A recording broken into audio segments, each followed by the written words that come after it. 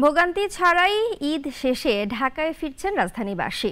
ছুটি শেষ হলেও যাত্রী চাপ নেই খুব একটা। মহাসড়কের কোথাও নেই চিরচেনা যানজট। সড়ক পথের ন্যায় রেলযাত্রাও ভোগান্তিহীন। ওয়ালিউল রনির রিপোর্টে বিস্তারিত। মাথায় কাজের তাড়না আর মরণে প্রিয়জনের সাথে কাটানো স্মৃতি, রেখে আসা আপনজন, সাথে ঈদ আনন্দ, সবই পিছনে ফেলে আবারও কর্মব্যস্ত শহরে কর্মজীবী মানুষ।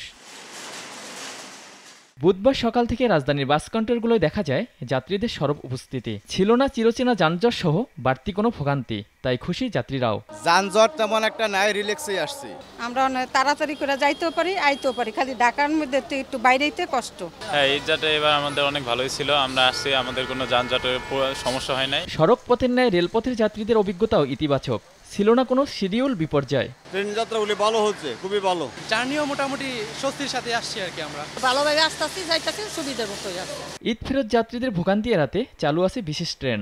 দুইটি ঈদ স্পেশাল ছিল, যেটা ঈদের দিন পরিচালিত করেছি, এবং ঈদ ফেরতি যাত্রায়ও আমাদের 21, 22, 23 এই 3টি দিন আমরা স্পেশাল ট্রেনের ব্যবস্থা রেখেছি। তবে ঈদের আগে যারা বাড়ি যেতে পারেননি তারা যাচ্ছেন স্বজনদের কাছে। কেউ কেউ আবার বেড়াতে যাচ্ছেন কক্সবাজার, কুয়াকাটা সহ পর্যটন কেন্দ্রগুলোতে। ওয়ালিউল রনি, নাগরিক, Dhaka. Walton air conditioner exchange অফারে স্প্লিট এসিতে 23,000 টাকা পর্যন্ত নিশ্চিত ছাড়।